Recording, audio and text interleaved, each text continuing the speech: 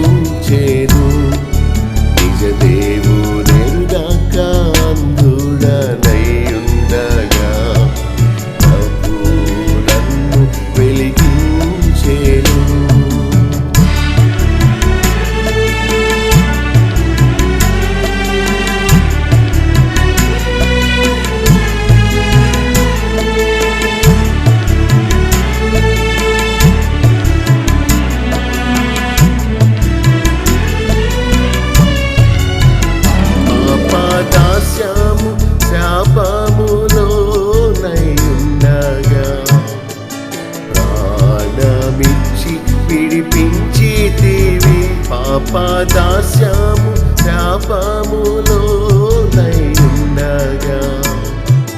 ప్రాణమిచ్చి విడిపించితివి, అందుకే నీకు స్తోత్రములు, అందుకే నీకు స్తోత్రములు. నేను ఘోర పాపినయుండగా ప్రభు నన్ను రక్షించేను, నిజ దేవుడెరుగాక అంధుడనయుండగా ప్రభు నన్ను వెలిగించేను.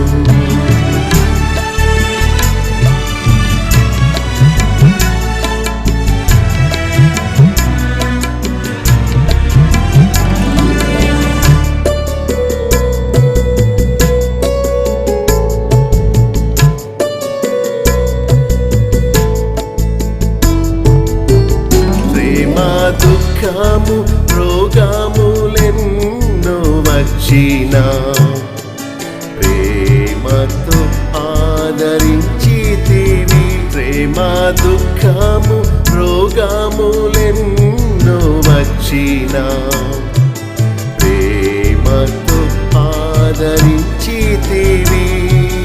అందుకే నీకు స్తోత్రములు, అందుకే నీకు స్తోత్రములు. నేను ఘోర పాపినయుండగా ప్రభు నన్ను రక్షించేను, నిజ దేవుడెరుగాక అంధుడనయుండగా ప్రభు నన్ను వెలిగించేను. నేను ఘోర పాపినయుండగా ప్రభు నన్ను రక్షించేను, నిజ దేవుడెరుగాక అంధుడనయుండగా ప్రభు నన్ను వెలిగించేను, ప్రభు నన్ను వెలిగించేను, ప్రభు నన్ను వెలిగించేను.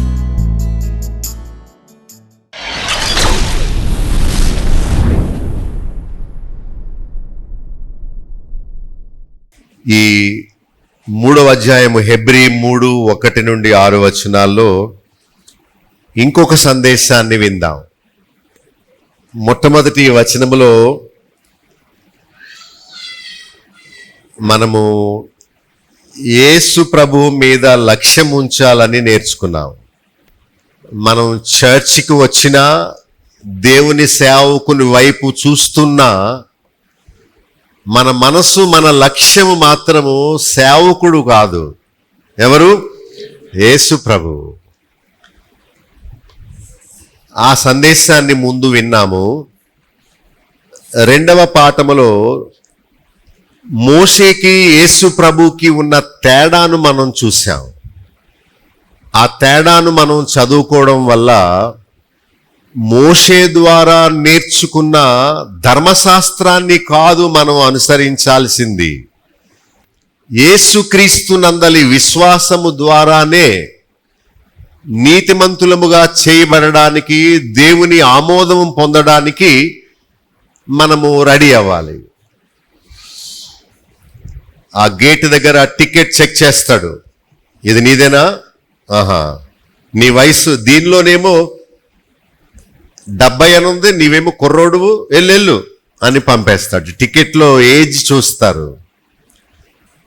ఒక్కొక్కసారి పాస్పోర్ట్ తీసుకొని నీ ఫోటో చూసి ఇలా చూస్తారు నీ వైపు.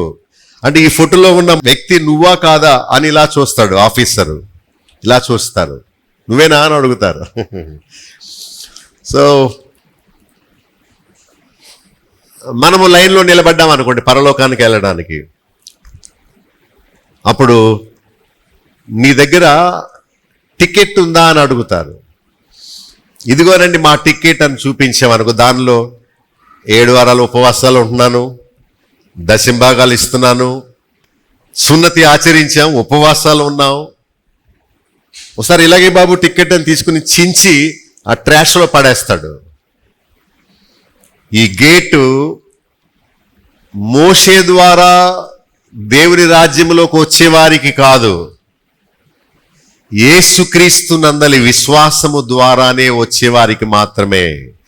నీ హృదయంలో యేసు ప్రభు ఉన్నాడా? తలుపు తట్టుచున్నాడు, నువ్వు తీసావా? యేసు ప్రభు క్రొత్త ఆజ్ఞను ఇచ్చుచున్నాను అన్నాడు, ఆ ఆజ్ఞను అనుసరించావా? పూర్వములోనేమో హత్య చేస్తే పాపము, ఇప్పుడు పొరుగువాన్ని చూసి ద్రోహి, యూజ్లెస్ ఫెలో, ద్రోహి, పనికి మాలినవాడ అంటేనే నరకం అంట. అంటే మనం కత్తితో పొడవక్కర్లేదు, కానీ ద్రోహి అంటే చాలు తీర్పుకు వెళ్ళిపోతాం. నీవు వినలేదా? నీవు మోషే ధర్మశాస్త్రాన్ని పట్టుకొని వేలాడావు గాని మోషే కంటే శ్రేష్ఠుడైన యేసుక్రీస్తును నేను పంపితే నీవు ఆయన మాటలు వినలేదు గనుక నీకు అవకాశం లేదు. నా ద్వారా తప్ప ఎవడును, no one comes to the father except through me. నేనే మార్గము, ద్వారము. నా ద్వారా ప్రవేశిస్తేనే మీరు పరలోకం వెళతారు, తండ్రి దగ్గరికి వెళతారు, దేవుడి దగ్గరికి వెళతారు అని ఖండితంగా చెప్పాడు ఆయన. లేదండి మా పాస్టర్ గారు చెప్పారండి, చెవిలో చెప్పుకోమన్నారండి, అంగేసుకున్న ఫాదర్ గారు చెప్పారు, వాళ్ళు రాసిచ్చిన కొన్ని పత్రికలు కొనుక్కుంటే మనం పరలోకం వెళ్ళిపోతామని చెప్పారు, లేదు గారు చెప్పారంటే చచ్చిపోయే కూడా నరకంలో బోధుడు, అది విన్నా కూడా మారుతామని చెప్పారు, లేదండి మా లూథరన్ చర్చిలో చెప్పారు నీళ్లు చల్లుకుంటే చాలు నువ్వు గ్యారంటీ అన్నారండి, నా మీద కూడా 3 సార్లు చల్లారండి. యేసు ప్రభు నీళ్లలో నుండి ములిగి నీళ్లలో నుండి పైకి వెళ్ళిన తర్వాత అప్పుడు ఈయన నా ప్రియకుమారుడనే సాక్ష్యం దేవుడు చెప్పారు. నువ్వేమో పాస్టరు చెప్పినట్లు చేసావు కానీ యేసు ప్రభు చెప్పినట్లు చేయలేదు కనుక you don't have vacancy here, no room for you, get out అంటాడు దేవుడు. మా పాస్టర్ గారికి ఫోన్ చేస్తాను కానీ మీ పాస్టర్ కూడా నరకంలో ఉన్నాడు చూడు, అంగీలేసుకొని అంటాడు. నాకైనా మీకైనా ప్రపంచంలో ఉన్న ఎవరికైనా యేసుక్రీస్తు నందలి విశ్వాసము మాత్రమే వారిని నీతిమంతులుగా తీరుస్తుంది గాని ధర్మశాస్త్ర సంబంధమైన ఏ క్రియ వలన కూడా మనం నీతిమంతులుగా దేవుడి ముందు తీర్చబడలేము. ఫస్ట్ అడుగుతాడు, ప్రభు ఉన్నాడా నీ హృదయంలో? అబ్బాయి బిషప్ గారు ఉన్నారని గెట్ అవుట్ అంటాడు. మా అయ్యగారు మాకు తెలుసండి, గెట్ అవుట్ అంటాడు. యేసు ప్రభు మీద లక్ష్యం ఉంచిన వారే ఇక్కడికి రావాలంటాడు.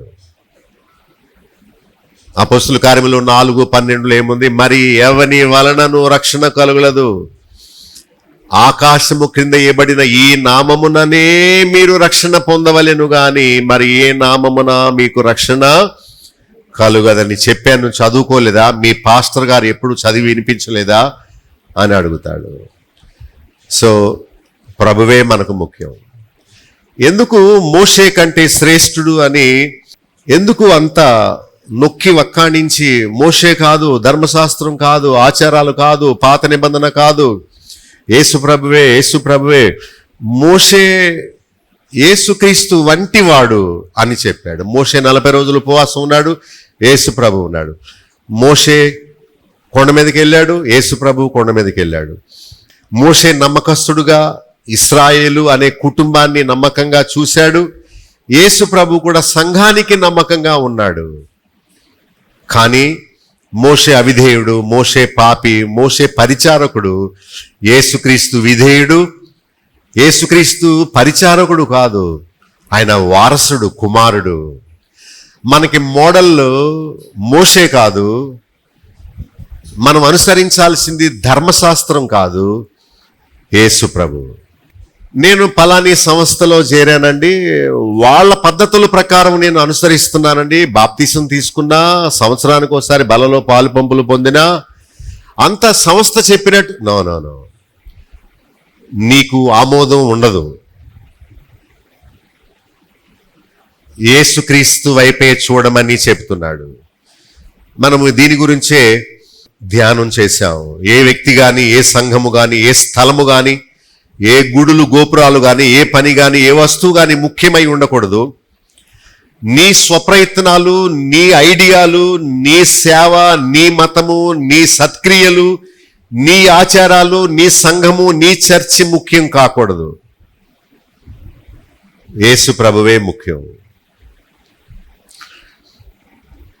ఒక వ్యక్తి బాప్తిసం తీసుకొని ఉండొచ్చు, ప్రభు బలలో ప్రతి ఆదివారం పాలు పంపులు పొందుతూ ఉండొచ్చు, మంచి సంఘములో సభ్యత్వము పొంది ఉండొచ్చు, సువార్తను ప్రకటిస్తూ ఉండొచ్చు. ఇవన్నీ చేస్తున్నా యేసు ప్రభుని అనుసరించకపోతే అతడు పరలోకంలోకి వెళ్ళాడు. ఇంకొక వ్యక్తి బాప్తిస్మము తీసుకోకపోవచ్చు, చర్చికి క్రమంగా రాకపోవచ్చు, కానుకలు ఇవ్వలేకపోవచ్చు, సువార్త పరిచర్యలో పాలు పంపులు పొందకపోవచ్చు. కానీ యేసు ప్రభుని హృదయంలో కలిగి ఉండి ఆయన అడుగుజాడల్లో నడుచుకుంటే దేవుడు అతన్ని అంగీకరిస్తాడు, పరలోక రాజ్యం చేరుకుంటాడు. మరి ఇవి చేయొద్దా? చెయ్యాలి. ఆయనను అనుసరించడం అంటే ఆయన ఏం చెప్పాడో ఆ పని చేయడమే మనం చేయాల్సిన పని. సో సేవకుడు కావాలా, కుమారుడు కావాలా అని అడిగితే మీరు అన్నారు కుమారుడే కావాలన్నారు. బలహీనుడు, భయస్థుడు, పాపి, కోపిష్టి కావాలా?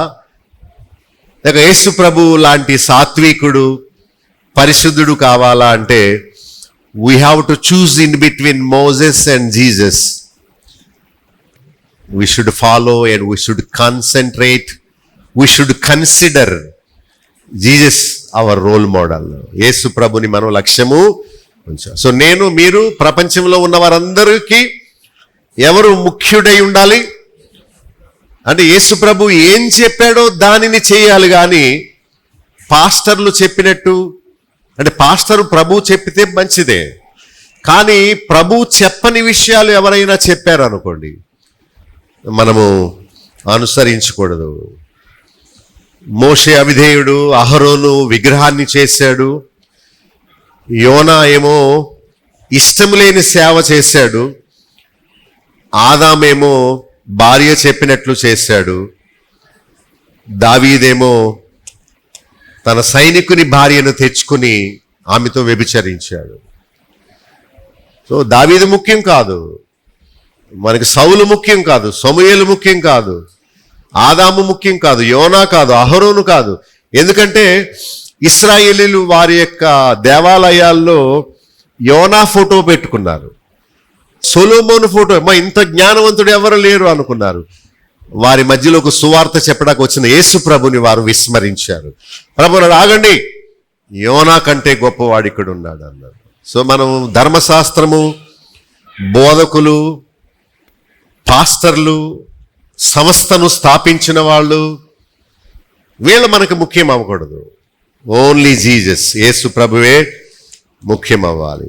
ఒక ప్రక్కన మోషే, ధర్మశాస్త్రము, బలులు, ఆచారాలు, పండుగలు, కొండలెక్కడం, ఉపవాసాలు, గుడులు, గోపురాలు, అంగీలు, విశ్రాంతి దినము, యూదామతము, పాత నిబంధన ఆచారాలు ఒక ప్రక్కన ఉంటే, మరో ప్రక్కన యేసు ప్రభు మాదిరి జీవితము, ఆయనే గొర్రె, ఆయనే నమ్మకస్తుడు, పరిపూర్ణుడు, పాపము లేనివాడు, విశ్వాసానికి కర్త, దాన్ని కొనసాగించువాడు, తిరిగి లేచి దేవుని యొద్ద ఉన్నవాడు, ఆయన వైపు మనం చూడాలి కానీ ఆచారాల వైపుకి ఎప్పుడు. సో యేసు ప్రభు మీద లక్ష్యం ఉంచుదాం. ఆయన ఒక్కడే నమ్మకస్తుడని. మోషే నమ్మకస్తుడా? కాదు. బండతో మాట్లాడు అంటే బండను కొట్టాడు. అందరికీ సున్నతిని ఆచరించమని చెప్పాడు కానీ తన బిడ్డలకు మాత్రం చేయలేదు. అందుకనే దేవుడు మోషేను చంప చూశాడని రాస్తుంది. సో మోషే కాదు మన మోడల్, యేసు ప్రభు. వీళ్ళందరూ బలహీనులు, వాళ్ళందరూ పరిశుద్ధులు కాదు. ఇప్పుడు నోవాహు నీతిమంతుడని రాసి ఉంది, కానీ నోవాహు తాగుబోతు. మనం నోవాహు నువ్వే నాకు అన్నాం అనుకోండి, వాళ్ళలాగా మనం కూడా డ్రింక్ చేయాలి. దావీదు నువ్వు ఒక్కడు, దావీదు మహారాజు, దేవుని హృదయానుసారుడు అనుకున్నావు అనుకోండి, మరి దావీదు తప్పిపోయాడు. అప్పుడు ఏమంటాం? దావీదు అంతటోడే చేశాడు, మేం చేస్తే తప్పే ఉంది అంటాం. ఒక విషయం చెప్పనివ్వండి, మానవులందరూ పాపులని దేవుడు బైబిల్లో రుజువు చేశాడు. ఎందుకు? ఆయన కుమారుడు ఒక్కడే పరిశుద్ధుడని తేల్చడానికి. పాస్టర్లు కాదు, బైబిల్లోని భక్తులు కాదు, చివరికి దేవదూతలు కూడా లోపము గలవారే. దేవుడు, ఆయన కుమారుడైన యేసుక్రీస్తు, వీరిద్దరూ మాత్రమే పరిశుద్ధులు అనేసి రుజువు చేయడానికి అందరి పాపాలు ఎత్తి చూపించాడు. నోవహు గొప్పవాడు అనుకుంటున్నావా? లేక యోబు నీతిమంతుడు రాశారని యోబు అంటున్నావా? యోబు ఏమన్నాడో తెలుసా? నేను నీతిమంతుడిని, నా మీదకి ఎందుకొచ్చిన ఈ కష్టాలు అంటున్నాడు. అమ్మో, నువ్వు నీతిమంతుడువా? ఏ పాపం చేయనోడువా? బైబిల్ ఏమంటుంది? నీతిమంతుడు లేడు, ఒక్కడు లేడు అంటుండే, నువ్వు నీతిమంతుడు అంటున్నావా? సో నేను నీతిమంతుడిని అనుకోవడం కూడా పాపమే. సో బైబిల్లో ఏ వ్యక్తిని చూపించండి, వాళ్ళు పాపం చేశారు, ఎందుకంటే వారు మానవులు. కానీ యేసు ప్రభులో ఏ పాపము లేదు కనుక మనము నిర్దోషి, నిష్కల్మషుడు, పాపులలో చేరక ప్రత్యేకముగా ఉన్నవాడు గనక యేసు ప్రభు మీద మనము లక్ష్యం ఉంచాలని మనం చూసాం. ఓకే, ఈ 6 వచనాల్లో చివరి భాగాన్ని ఈరోజు కొంచెంగా చెప్పుకుందాం. చదువుతాను చూడండి. అయితే క్రీస్తు కుమారుడయుండి ఆయన ఇంటి మీద నమ్మకముగా ఉన్నాడు. ధైర్యమును, నిరీక్షణ వలని, ఉత్సాహమును తుదమట్టుకు స్థిరముగా చేపట్టినట్లు మనమే ఆయన. నాకు చెప్పండి, మనమే ఆయన ఇల్లు. మనమే ఆయన ఇల్లు అంటే అర్థం ఏంటి? చాలా మంది మందిరంలోకి రాగానే మందిరం నేలను ముద్దు పెట్టుకుంటారు, ఇలా అనుకుంటారు. దేవుడు మందిరంలో ఉండడు. మిమ్మల్ని అడుగుతాను, చెప్పండి, దేవుడు చర్చిలో ఉంటే మీకు ఇష్టమా, లేక మీ హృదయంలో ఉండడానికి మీకు ఇష్టమా? చర్చిలోనే దేవుడు మఠం వేసుకొని కూర్చొని నేను రాను, నీకు కావాలంటే నువ్వే రా, ఆపదొచ్చినప్పుడల్లా అంటే మనం తాళం తీసుకొని ఆయన లేవయ్యా, నిద్ర లేవయ్యా అంటే ఆయన ఎప్పుడు లేస్తాడు? ఆపద మనకు ఆదివారం మందిరానికి వచ్చినప్పుడే గుర్తొస్తుందా? ఎప్పుడైనా రావచ్చు ప్రార్థన అవసరత. సో ఆయన మన హృదయంలో ఉంటానంటున్నాడు. అది ఆయన కోరుకున్న ఇల్లు. ఆయన ఇల్లుగా మన ఇల్లు ఉండాలని, ఆయన నివసించే ఇల్లుగా మన హృదయం ఉండాలని ఆయన కోరుకుంటున్నాడు. అది ఎంత ఉన్నతమైన ఉద్దేశమో చూడండి. ఎప్పుడు మనం ఆయన ఇల్లుగా ఉండగలము? ధైర్యంగా ఉన్నప్పుడు, ఆయన మీద నిరీక్షణ పెట్టుకున్నప్పుడు, ఉత్సాహంగా ఉన్నప్పుడు మనమే ఆయన ఇల్లు కాగలము. ఒక ఇంటికి ఏమేమి ఉంటాయి? జవాబు చెప్పండి నాకు. ముఖ్యమైనవి 3 ఉంటాయి. పునాది ఉంటుంది ముందు. ఏముంటుంది? తర్వాత ఇటుకలతో కట్టిన గోడలు ఉంటాయి. తర్వాత పైకప్పు ఉంటుంది. ముఖ్యమైనవి 3. ఇక్కడ ఏమి రాస్తున్నాడంటే, మీ ఇల్లు ముఖ్యమైన మూలరాయి అయిన యేసుక్రీస్తు అనే పునాది మీద కట్టుకోండి. ఈ నా మాటలు విని వాటు చెప్పున చేయు ప్రతివాడు బండ మీద తన ఇల్లు కట్టుకొనిన బుద్ధిమంతుని వాన కురిసెను, వర్షం వచ్చాను, దాని మీద పడెను గాని ఆ ఇల్లు పడలేదు. ఎందుకంటే అది బండ మీద కట్టింది.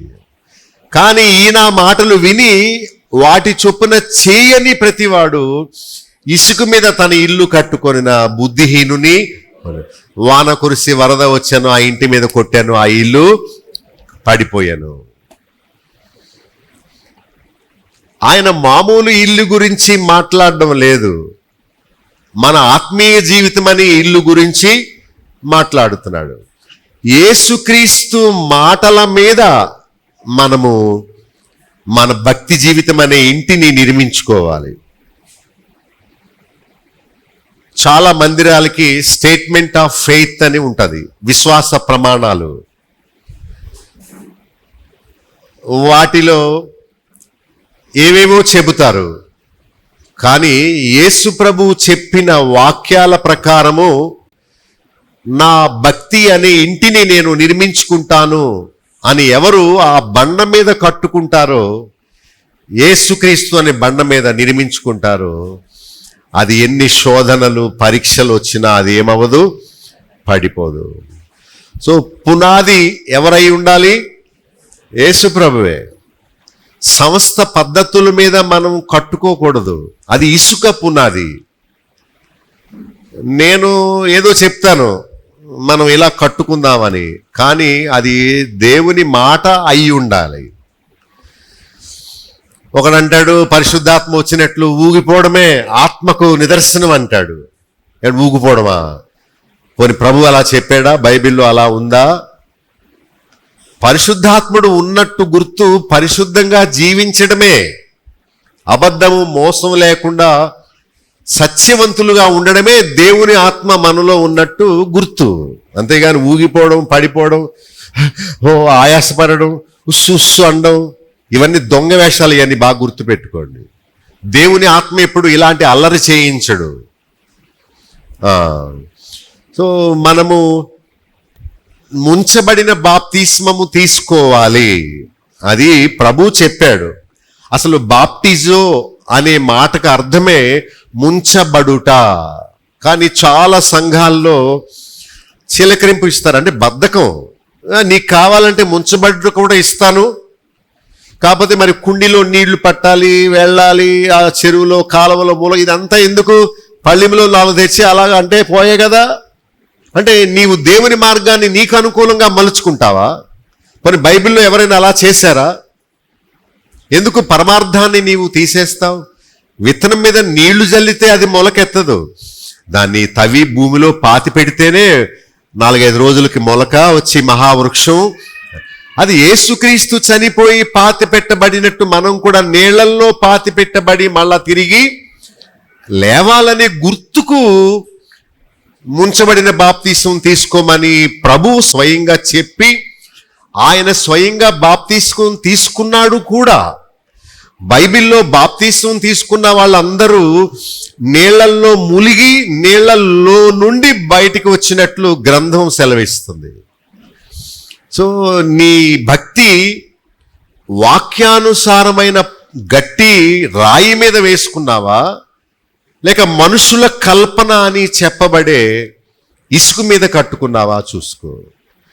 ఇసుక మీద కట్టుకున్నప్పుడు బిల్డింగ్ బాగానే కనిపించింది, కానీ విశ్వాసానికి పరీక్ష వచ్చినప్పుడు, గాలి తుఫాను వచ్చినప్పుడు నిలబడిన ఇల్లు బాగానే ఉంది, రాతి మీద కట్టుకున్నది, ఇసుక మీద కట్టుకున్నది కూలిపోయింది. శ్రమలు వస్తాయి, కష్టాలు వస్తాయి, సైతాను శోధిస్తాడు. మనము యేసుప్రభు మాటల మీద మాత్రమే, విశ్వాసం మీద మాత్రమే మనం కట్టుకుంటే అది ఎప్పటికీ చెక్కు చెదరదు. రెండవది గోడలు. ఇటుక మీద ఇటుక పేర్చి ఒక గోడ నిర్మిస్తారు. ఆ ఇటుకలు మనమే అని బైబిల్ చెప్తుంది. పేతురు పత్రిక 2వ అధ్యాయంలో మనమే జీవము గల రాళ్ళు. వెళ్దాం, కంగారు పడొద్దు, ఆ భాగానికి వెళదాం. సో ఇటుకను అతికేది ఏంటి? సిమెంట్. సో దేవుని వాక్యము, యేసు ప్రభు మాటలు సిమెంటు వలె నిన్ను నన్ను ఒక సంఘంగా, ఒక గోడగా మనల్ని అతుకుతాయి, పటిష్టంగా ఉంచుతాయి, క్రమంగా ఒజ్జుగా ఉంచుతాయి. ముందు పునాది అయిపోయింది, తర్వాత ఏం చేస్తాం? గోడలు కట్టాం. ఆ పైన ఏం చేస్తాం? స్లాబ్ వేస్తాం, అంటే కాంక్రీట్ రూఫ్ వేస్తాం. ఈ సంఘానికి శిరస్సు ఎవరు? క్రీస్తు. అది దేవుని ఉద్దేశం, దేవుని చిత్తం అన్నమాట. అందుకనే మనము దేవుని ఇల్లుగా ఉండాలని దేవుడు కోరుతున్నాడు. సరే, ఇంకో ప్రశ్న. ఇంటిలో మనం ఏం చేస్తాం? నివసిస్తాం, నిద్రపోతాం, విశ్రాంతి తీసుకుంటాం, కుటుంబంగా ఐక్యతగా ఒక చోట నివసిస్తాం. అలాగే ఇంట్లో భోంచేసినట్లు మనం దేవుని మందిరానికి వచ్చి దేవుని ఇంటిగా కట్టబడి దేవుని జీవాహారం అనే వాక్యాన్ని మనము తినాలి, నిద్రపోవాలి. ఇంట్లో ఏం చేస్తాం అంటే రెస్ట్ తీసుకుంటాం. సో దేవునిలోనే, క్రీస్తులోనే నాకు విశ్రాంతి అనుకుంటాం. కుటుంబముగా, సభ్యులుగా ఉంటాం, అంటే ఐక్యతగా ఉంటాం. ఒక ఇంట్లో వాళ్ళు ఎలా పోట్లాడుకుంటారు, అప్పుడప్పుడు పోట్లాడుకున్నా మళ్ళీ సిగ్గు లేకుండా కలిసిపోతారు కదా. మనందరం కలిసి అవతల ఇంటి మీద పోరాడుతాం, కానీ మనం ఎప్పుడు పోట్లాడుకోం. ఒక్కొక్కసారి కుషుబుషుమన్నా మళ్ళీ కలిసిపోతాం. చూడండి, పేతురు పత్రికలో ఇందాక చెప్పాను కదా, చూద్దామని. 2వ అధ్యాయము 4వ వచనము నుండి, మనుషులు విసర్జించారు కానీ దేవుడు ఏర్పరచుకున్నాడట. ఎవరు? యేసుక్రీస్తు అనే ముఖ్యమైన మూలరాయి. ఇంగ్లీష్లో కార్నర్ స్టోన్, ఫౌండేషన్ స్టోన్ అని ఉంది.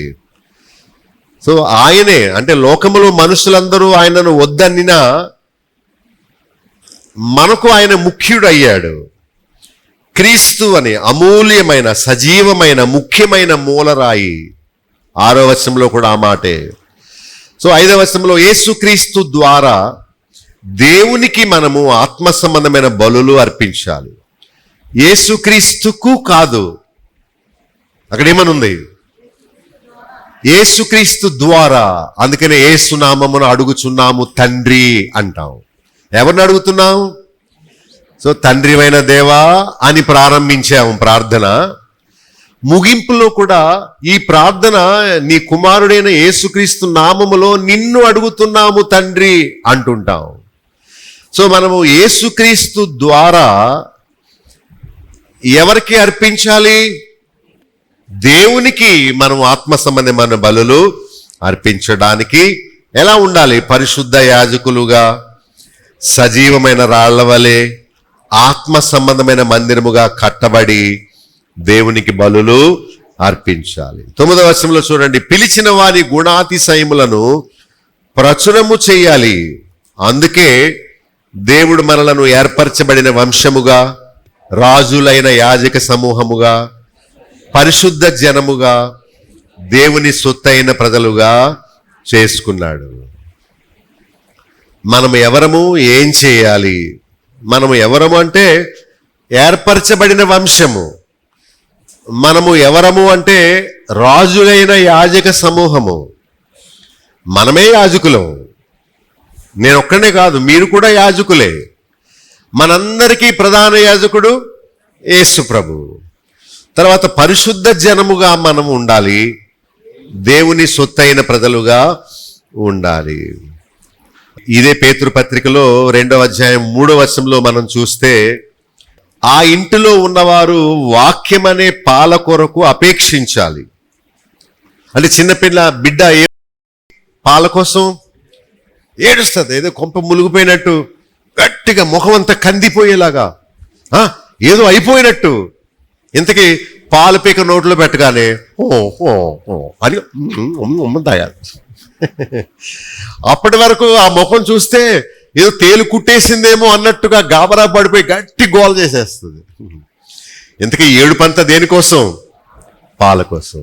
అలా ఏడవాలండి మనం. ఏంటి మామూలు కాఫీ టీ పాలు కోసం కాదు, వాక్యం అనే పాల కోసం. పాలు బిడ్డకు ఎంత అవసరమో అలాగే మనకు వాక్యము అంత అవసరం. సో వాటిని మనము అపేక్షించాలి. ఎదగాలంటే ఏం చేయాలి? అపేక్షించాలి. మీకు అపేక్ష లేకుండా మీరు ఆత్మీయంగా ఎలా ఎదుగుతారు? వాక్యం చెప్తున్నప్పుడు మీరు హాయిగా నిద్రపోతున్నారు అనుకోండి, అంటే మీకు ఏమి లేనట్టు? అపేక్ష, ఆశ లేనట్టు. మీకు ఆశ లేకుండా మీతో ఎవరు తాగించగలరు? నీళ్లు కూడా తాగించలేరు. మనం గుటక వేస్తేనే నీళ్లు మన పొట్టలోకి వెళతాయి, నోట్లో పోసినంత మాత్రాన లోపలికి వెళ్ళవు. సో ఆశ ఉండాలి. You should have a genuine desire for the word of God. సినిమాల కోసం, రాజకీయం కోసం ఎవడు గెలిస్తే మనకేం కలిసి వచ్చింది? ఏ ప్రభుత్వం వస్తే మనకెందుకు? మనకు రాజకీయంతో సంబంధం. ఎవరు గెలిస్తే మనకేంటి? మనమేమైనా జెండా పట్టుకు ఊరేగుతామా? మనకెందుకు ఆ గొడవలు? సో రాజకీయంతో పని లేదు. తర్వాత ఏదో తప్పు మార్గంలో సంపాదించేయాలనే ధనాపేక్ష మనకు లేదు. మన సమయం, మన ఆనందం, మన యొక్క కోరిక ఇదంతా దేవుళ్ళలోనే. ఆరోగ్యంగా ఉన్న బిడ్డ మాత్రమే పాల కోసం ఏడుస్తుంది. ఏడవకుండా అలాగే పడి ఉందనుకోండి బిడ్డ, కొన్ని రోజులకి చచ్చిపోద్ది. అన్ని రోగాల కంటే గొప్ప రోగం ఏంటంటే లాస్ ఆఫ్ ఎపిటైట్. ఆకలి లేకపోవడమే రోగం. ఎందుకంటే ఆకలి లేకుండా పాలు తాగదు. సో పాలు తాగకపోతే బతకదు, చచ్చిపోద్ది. సో ఆరోగ్యంగా ఉన్నారు మీరు అనుకుంటే వాక్యం కొరకు తృష్ణతో ఆయన సన్నిధికి వచ్చి వాక్యాన్ని ఎంతో ప్రేమతో, శ్రద్ధతో ఆలకిస్తారు. సో మీలో అపేక్ష ఉంటేనే మీరు ఎదుగుతారు. ఇప్పుడు కొంతమంది పిల్లలకి మంచి మార్కులు వచ్చాయని పేపర్లో, టీవీలో చూపిస్తున్నారు. ఎందుకు? వాళ్ళు ఎందుకు అన్ని మార్కులు సంపాదించగలిగారు? వారు ఆశగా చదివారు, అందుకనే వారు మంచి మెరిట్ స్టూడెంట్స్ అయ్యారు. సో మనకు కూడా ఆశ ఉంటే మనం వాక్యం నేర్చుకుంటాం. ఆదివారం చెప్పబడుతుంది, శుక్రవారం చెప్పబడుతుంది. మీ దగ్గర ఫోన్ ఉంటే ఫోన్లో, యూట్యూబ్లో సత్యసాక్షి టీవీ అని టైప్ చేసుకుంటే ఎప్పుడు కావాలంటే అప్పుడు వినొచ్చు. ఆశ ఉండాలి.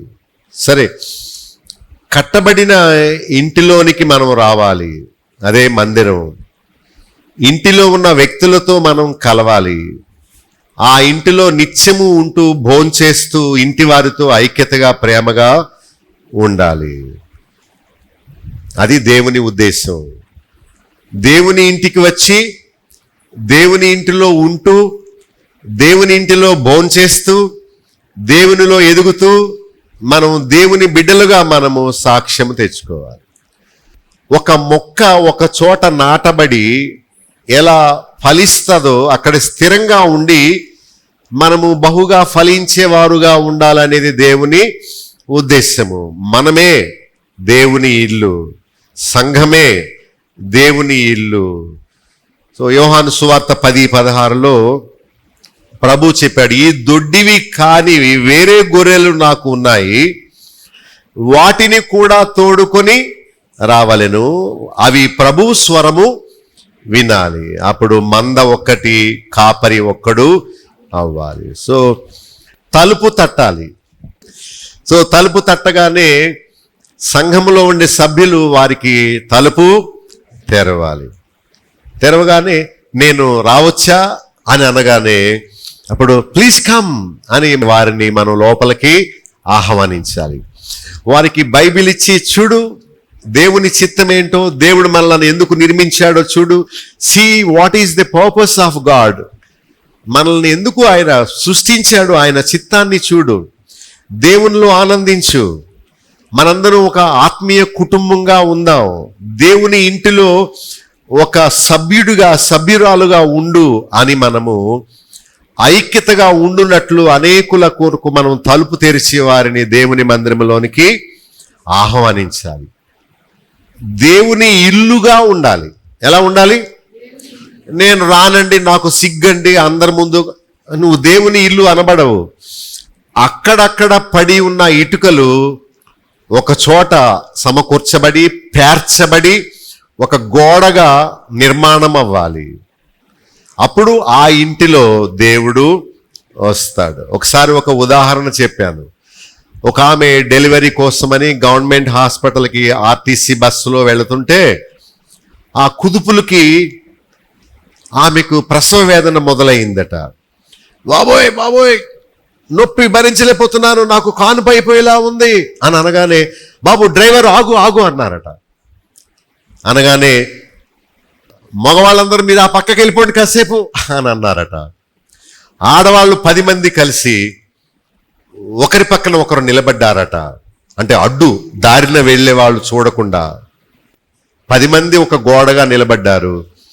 అక్కడ ఉన్న పెద్ద ఆమె ఆ బిడ్డను బయటికి తీసి బొడ్డు కత్తిరించి అక్కడ కానుపు చేసేసింది.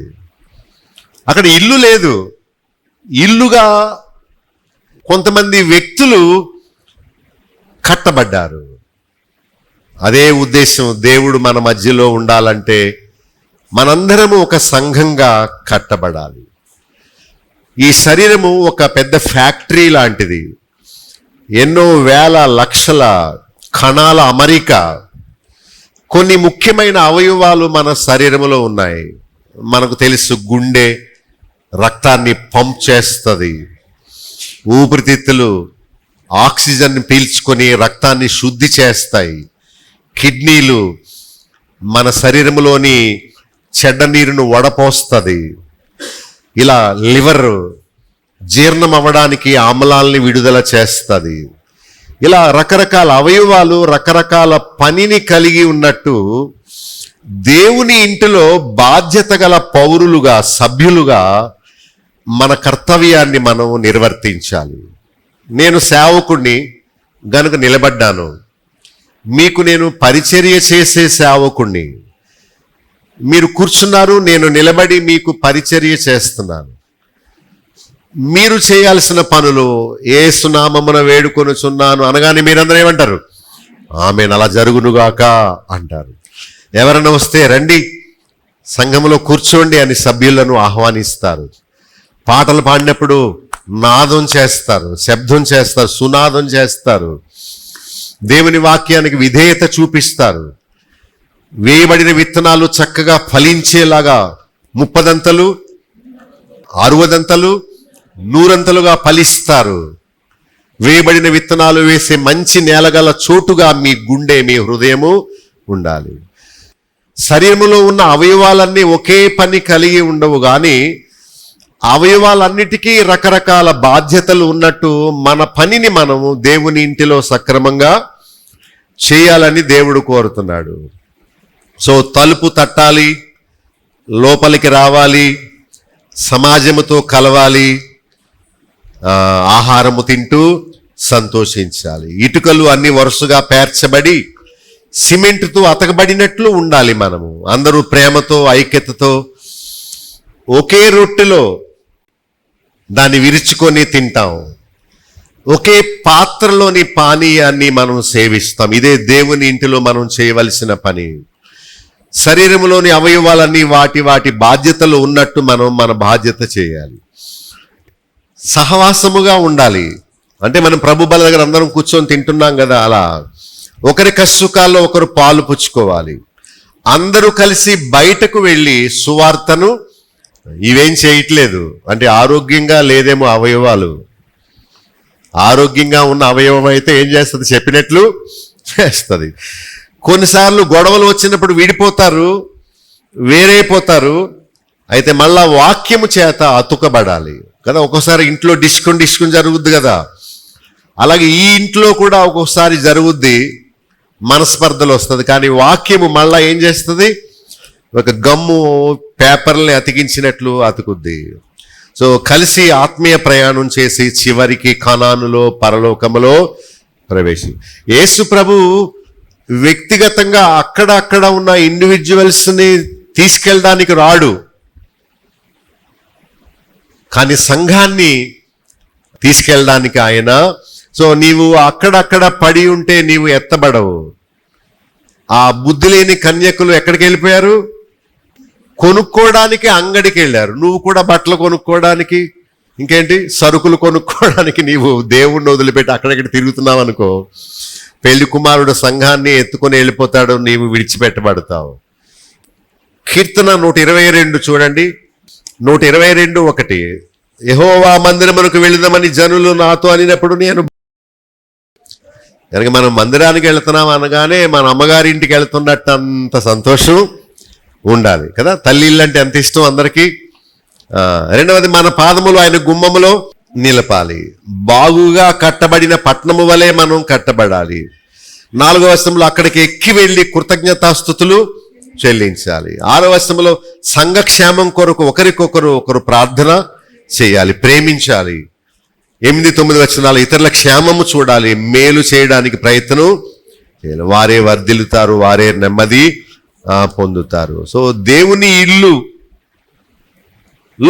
మోషే నమ్మకముగా ఉన్నాడు. దేవుని ఇల్లు అంటే దేవుడిచ్చిన బాధ్యత. మీ ఇంటిలో మీ బాధ్యత ఏంటి? నా పని నేను చేయాలి, మీ పని మీరు చేయాలి, మీ ప్రక్కన కూర్చున్న వారు మీ పని మీరు చేయాలి. ఇక ఏ పని లేని వారు ఎవరంటే అవిటివారు. అవిటివారంటే ఎవరు? ఆ చెయ్యి ఉంటుంది కానీ అంటే దానికి బ్లడ్ ఫ్లో అవ్వట్లేదు, రక్త ప్రసరణ అవ్వట్లేదు, మెదడు చెప్పినా లే అన్నా సరే లేవట్లేదు. అలాంటి వారంగా ఉండకూడదు. ఆ కత్తిపీటతో మామిడికాయలు కోస్తున్న కొలది నల్లని ఆ ఇనుము ఎలా అవుద్ది చెప్పండి, ఆడవాళ్ళు తెల్లగా వెండిలా అయిపోతుంది. ఎందుకంటే అది వాడబడుతుంది కనుక తెల్లగా అవ్వడం మాత్రమే కాదు, మరింత పదునుగా అది అవుతుంది. నేనేం చేయను బాబు, నాకేం బాధ్యతలు చెప్పకండి, నేను అవసరమైతే వస్తాను లేకపోతే లేదు, నేను అలా కనబడి వెళ్ళిపోతానంతే, నాకు ఏ బాధ్యత వద్దు, నేను జస్ట్ ఉంటానంతే, నేనేం పని చేయను అంటే నీ వల్ల ఉపయోగం లేకపోతే నీకే నష్టం. ఒక అవయవము పని చేయకుండా ఉందనుకోండి, అది కుళ్ళిపోద్ది శరీరంలో. ఒక అవయవము పని చేస్తూ ఉందనుకోండి, అది మరింతగా పనిచేస్తుంది. ఒక డాక్టర్ గారు అన్నారు, రోజుకి 2 లీటర్లు నీళ్లు తాగండి కనీసం అన్నాడు. ఎందుకండి అన్ని నీళ్లు తాగితే అస్తమానం పాస్కి వెళ్లాల్సి వస్తుందేమో అంటే, లేదు మీరు ఎంతగా నీళ్లు త్రాగుతారో అంతగా కిడ్నీ పనితీరు మెరుగుపడద్ది అన్నాడు. చూసారా? సో కిడ్నీ బాగా పని చేయాలంటే, వడపోత కార్యక్రమం బాగా జరగాలంటే మనం నీళ్ళు ఎక్కువ తాగాలి. అమ్మో అస్తమానం బాత్రూమ్కి వెళ్లాల్సి వస్తుందని మనం తాగడం మానేసామనుకోండి, ఆ కిడ్నీ కూడా పనిచేయడం మానేస్తుంది. ఇప్పుడు దీన్ని బట్టి చెప్పండి, మీరు దేవుని మందిరంలో చెప్పకుండా సంఘములో ఏదో ఒక పని కల్పించుకొని చేయడం మంచిదా, లేక వట్టిని అలా కూర్చొని వెళ్ళిపోవడం మంచిదా? సో దేవుని ఇల్లు విషయంలో మోషే ఎలా ఉన్నాడు? నమ్మకస్తుడిగా. అంటే ఇల్లు అంటే ఏమీ లేదు, బాధ్యత. యేసుక్రీస్తుకు దేవుడు బాధ్యత ఇచ్చాడు, సంఘం అనే బాధ్యతను కట్టమని. ఈ సంఘమును నేను కట్టుదును అని ప్రభు అన్నాడు మత్తయి 16లో. సో ఆయన పని ఆయన చేశాడు. మోషే పనేమో ఇశ్రాయేలీయులు నడిపించడం, మన పనేమో ఈ గ్రామములో దేవుని ఇల్లుగా ఉండి దేవునికి మహిమ తేవడం మన పని.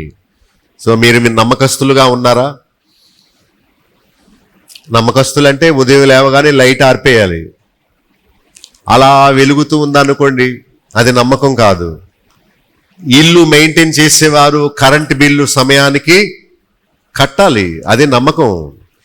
ఇల్లు మెయింటైన్ చేసేవారు తలుపులు భద్రంగా వేసుకోవాలి. సో పందులు, కుక్కలు, దొంగలు రాకుండా ఈ ఇంటిని మెయింటైన్ చేసే వాళ్ళు ఏం చేయాలి? తలుపులు వేసుకోవాలి. మనకు తలుపు ఏదో తెలుసా?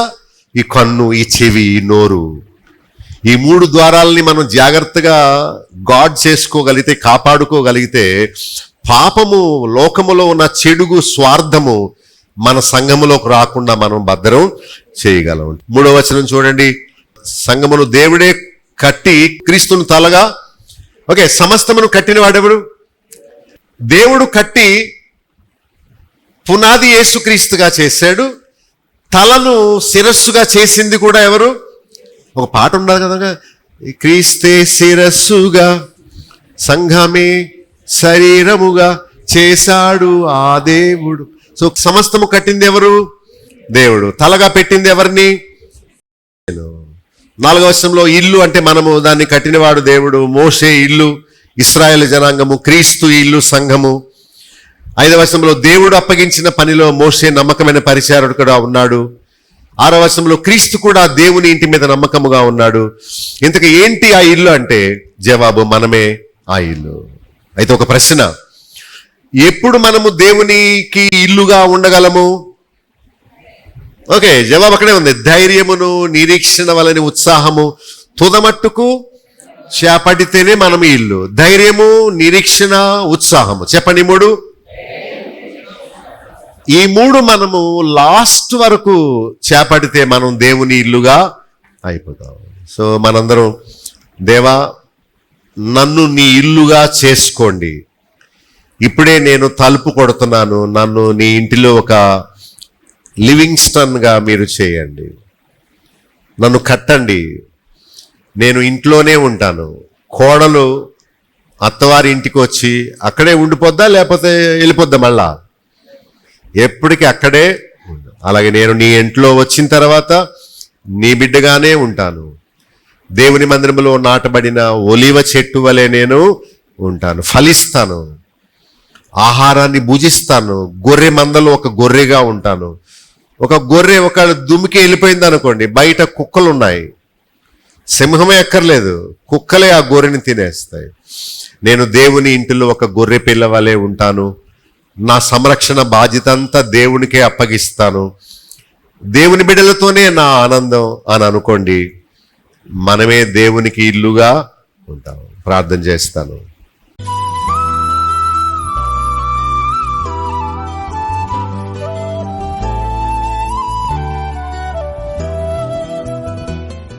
పరిశుద్ధమైన తండ్రి, నీకు స్తోత్రాలు. మీరు దేవునికి ఆలయమని, పరిశుద్ధాత్ముడు మీలో నివసిస్తున్నాడని మీరు ఎరుగరా?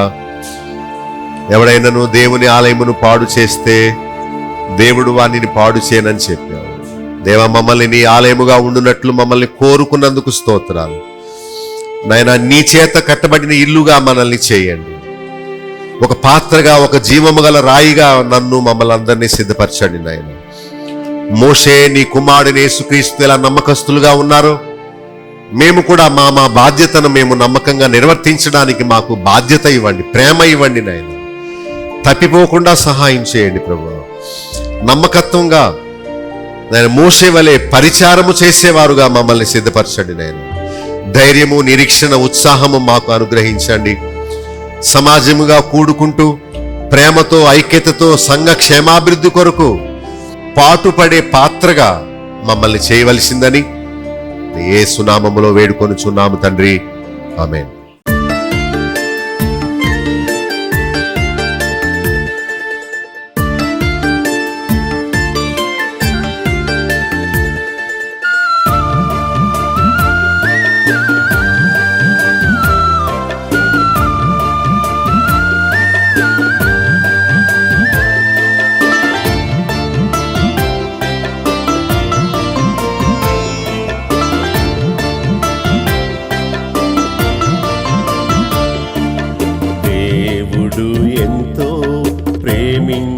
మనలన్ దేవుడు ఎంతో ప్రేమించే మనలన్ క్రీస్తును పంపేను భువికే క్రీస్తును పంపేను భువికే నశించుచున్న మానవులను ప్రోవా నశించుచున్న మానవులను ప్రోవా నిత్య జీవాము నీవా దేవుడు ఎంతో ప్రేమించే మనలన్ దేవుడు ఎంతో ప్రేమించే మనలన్ క్రీస్తును పంపేను భువికే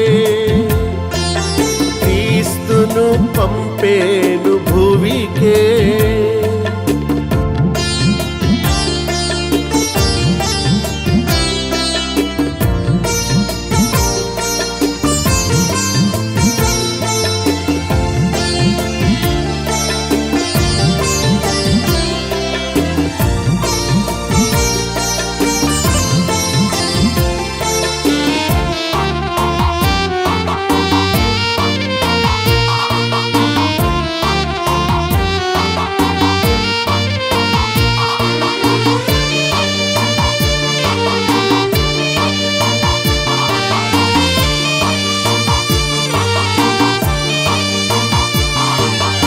దీనులను పైకి ఎత్తగా యేసు దీనుడై పుట్టేను భువిలో దీనులను పైకి ఎత్తగా యేసు దీనుడై పుట్టేను భువిలో పాపుల రక్షింప ప్రభు యేసు క్రీస్తు పాపుల రక్షింప ప్రభు యేసు క్రీస్తు పరము నుండి దిగి వచ్చే పరము నుండి దిగి వచ్చే దేవుడు ఎంతో ప్రేమించే మనలన్ దేవుడు ఎంతో ప్రేమించే మనలన్ క్రీస్తును పంపేను భువికే క్రీస్తును పంపేను భువికే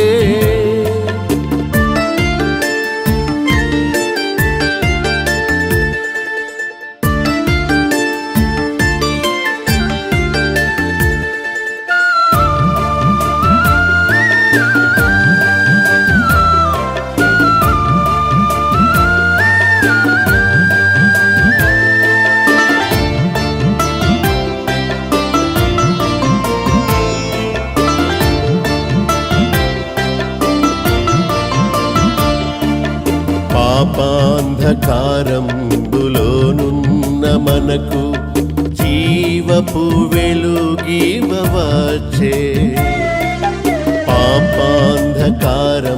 పాపాంధకారంబులోనున్న మనకు జీవపు వెలుగివవచ్చే పాపుల రక్షింప ప్రభు యేసు క్రీస్తు పాపుల రక్షింప ప్రభు యేసు క్రీస్తు పరము నుండి దిగి వచ్చే పరము నుండి దిగి వచ్చే దేవుడు ఎంతో ప్రేమించే మనలన్ దేవుడు ఎంతో ప్రేమించే మనలన్ క్రీస్తును పంపేను భువికే క్రీస్తును పంపేను భువికే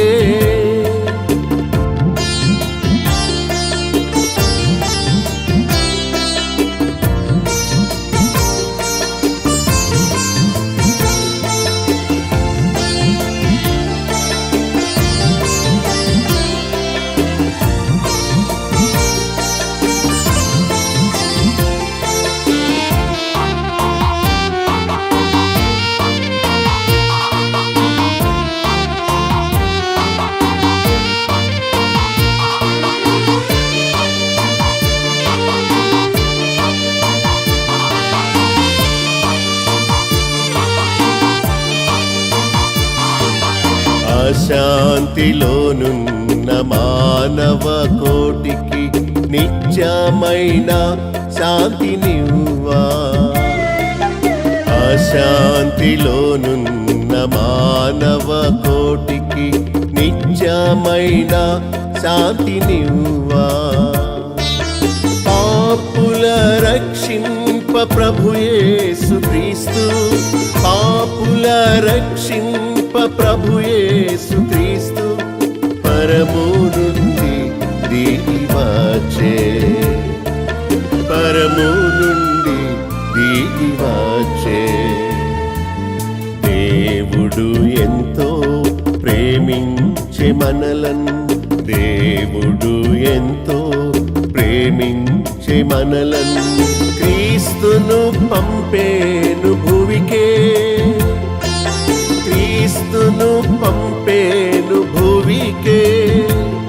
నశించుచున్న మానవులను బ్రోవా, నశించుచున్న మానవులను బ్రోవా, నిత్య జీవాము నీవా. దేవుడు ఎంతో ప్రేమించే మనలను, దేవుడు ఎంతో ప్రేమించే మనలను క్రీస్తును పంపేను భువికే, క్రీస్తును పంపేను భువికే. మా చిరునామా బాబులోక్ గండి, chairman, Bethel assembly, Nallajerla. Pin code 534112, పశ్చిమ గోదావరి జిల్లా, ఆంధ్రప్రదేశ్. మా ఫోన్ నంబర్స్ 08818277333. మా సెల్ నెంబర్ 9440111250. మరొక సెల్ నెంబర్ 9000000803. మా ఈమెయిల్ ఐడి satysakshiTV@gmail.com. మా వెబ్సైట్ www.bethelassembly.net.